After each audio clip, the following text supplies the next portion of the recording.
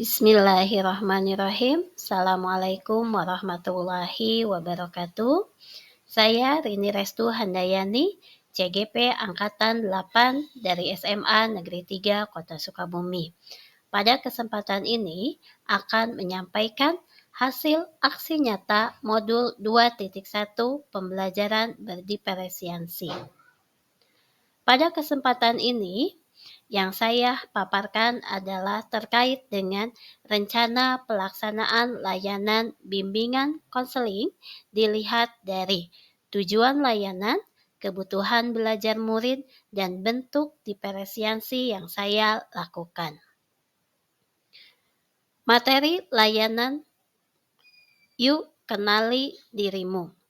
Tujuan layanan, peserta didik mampu mengoptimalkan pemahaman diri yang berkaitan dengan mengenali kelebihan dan kekurangan diri untuk merencanakan masa depannya. Kebutuhan belajar murid.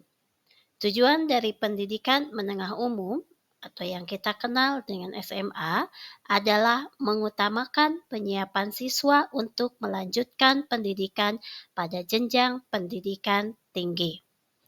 Dengan mengenal diri merupakan pintu gerbang agar individu dapat mengembangkan diri secara optimal. Dengan mengenali diri sendiri, seseorang mengetahui apa yang menjadi tujuan hidupnya. Ia juga menyadari kemampuan dan bakat-bakatnya serta tahu bagaimana menggunakannya demi mencapai tujuan tersebut. Kebutuhan belajar murid, kesiapan belajar. Pada peserta didik yang duduk di kelas 12, siswa diharapkan sudah mampu mengenali kelebihan dan kekurangan dirinya.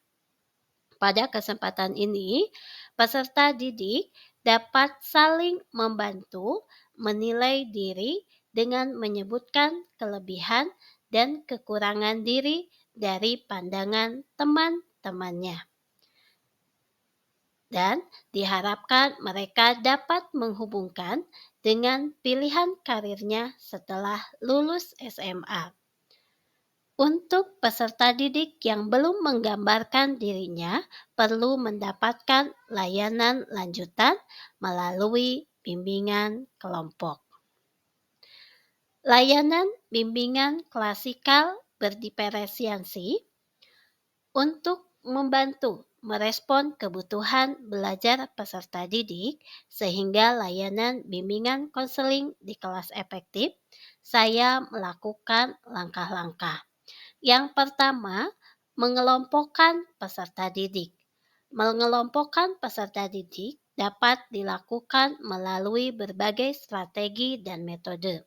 Tetapi pada kesempatan ini sesuai dengan tujuan layanan, maka saya mengelompokkan peserta didik sesuai dengan kedekatan peserta didik untuk mendapatkan gambaran yang real mengenai diri peserta didik.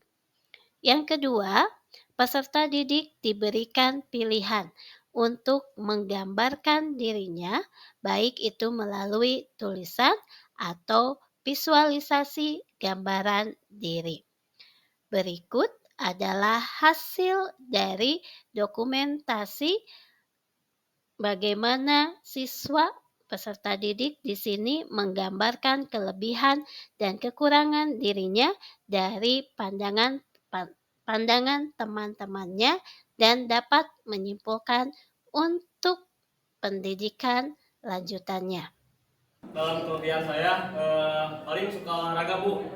Dalam fisik, kekurangan saya susah menghafal, Bu. Ya itu, siap.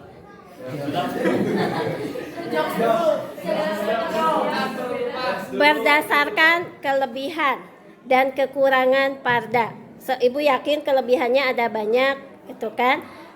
Kira-kira profesi yang tepat buat Parda ke depannya apa? Insya Allah saya akan melanjutkan TNI, Bu. Amin.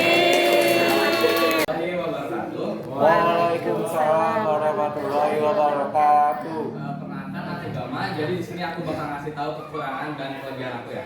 Jadi pertama dari kekurangan dulu. Di sini kekurangan aku adalah terlalu balance di setiap bidang. Jadi nggak ada bidang yang terlalu mencolok. Jadi semuanya balance dan nggak terlalu spesifik kekurangannya. Nah, buat minat aku di sini minatnya di teknologi. Jadi buat kekurangan yang tadi bisa aku akalin di minatnya teknologi itu karena bidangnya yang dasar dan gak spesifik. Jadi aku bisa bikin platform buat hal-hal yang aku tahu dasarnya dan nanti bisa menjerumus lebih dalam ke situ. Jadi buat si teknologi itu atau ininya itu nanti dia sebagai base buat aku melanjutkan ke hal-hal yang lebih spesifik nantinya. Nah buat impiannya nanti aku pengen jadi apa? Pertama aku pengen jadi programmer. Nah di programmer itu aku bakal manfaatin hal basic yang aku tahu, misalnya di bidang peternakan, aku bakal bikin sebuah website untuk bantu penjualan juga atau misalkan apa. Jadi hal basicnya itu bisa menyebar luas dari teknologi yang aku pelajari. Jadi kekurangan itu bisa kepake juga, jadi kekurangannya enggak terbuang sia-sia, bakal dipakai lagi kayak gitu. Jadi untuk pekerjaannya programmer dan seorang petani disatuin lah pokoknya kayak gitu. Demikian gambaran aksi nyata bagaimana saya melaksanakan layanan bimbingan konseling untuk memenuhi kebutuhan belajar murid dalam mengenali dirinya untuk mempersiapkan masa depan melalui pembelajaran atau layanan bimbingan yang berdiferensiasi. Terima kasih. Wassalamualaikum warahmatullahi wabarakatuh.